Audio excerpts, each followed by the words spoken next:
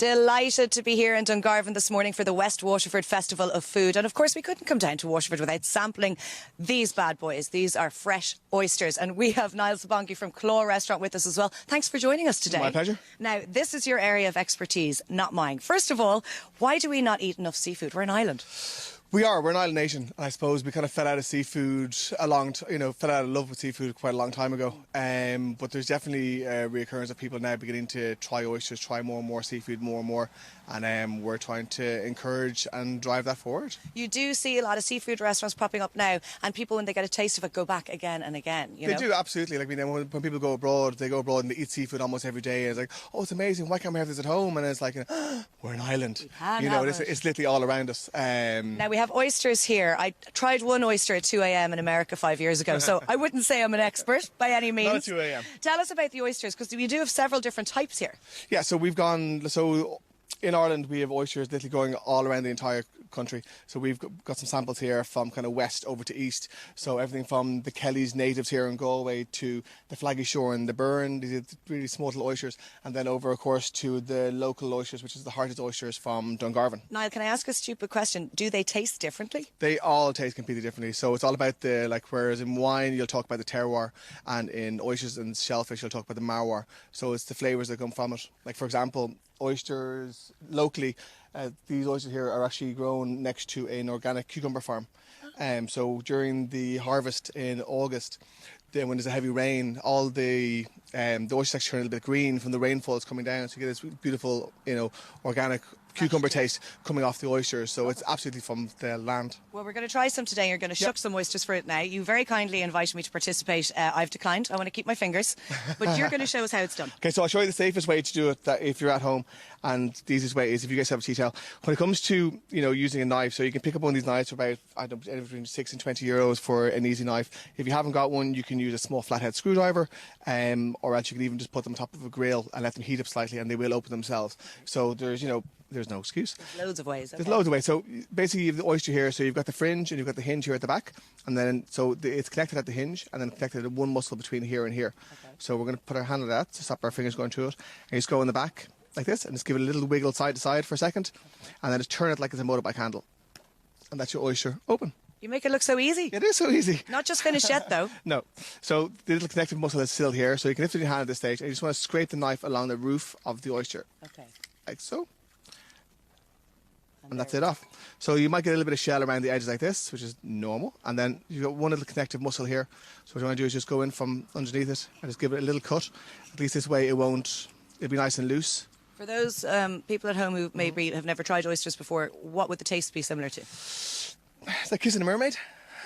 Kissing a mermaid? Yeah. Never done that. So they're obviously very, very salty and briny. There's lovely mineral flavours. You get the zinc off it.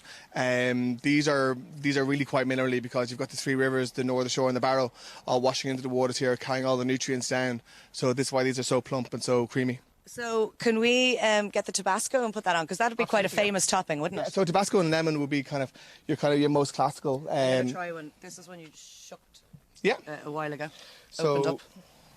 Yeah, like the reason that people started to use these originally was because of was to check whether the oysters were fresh or not.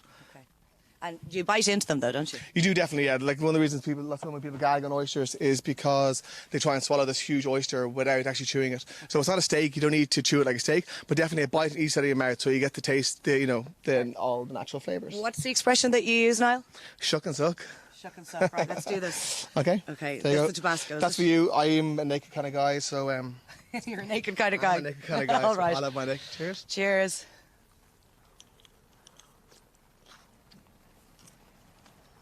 Mmm. Mm-hmm. Yeah, it's good, eh? It's a mouthful. This is why you need to chew it. Wow. And it is gorgeous. They are lovely. It's really salty. I do like it with the Tabasco. I don't know if I could have it naked. Yeah, like I suppose the more you eat them, the more like if you like them like at this age, you grow to love them, and because of all the natural umami in it, you'll crave it. You know, it's that flavour that we're always all trying to. Now, Oysters Rockefeller, very famous. You brought your blowtorch. I do love a good blowtorch. So how do we do these? So we started using blowtorches in Claw because we weren't big enough to have a grill. Okay. So we started doing these. Okay, I think my little trays have gone missing. Don't worry about a tray. Okay. I just want to use the torch. You just want to use the torch, okay? Masochist in me. Okay, so we'll do a couple of them here. So this is our version of a Oysters Rockefeller.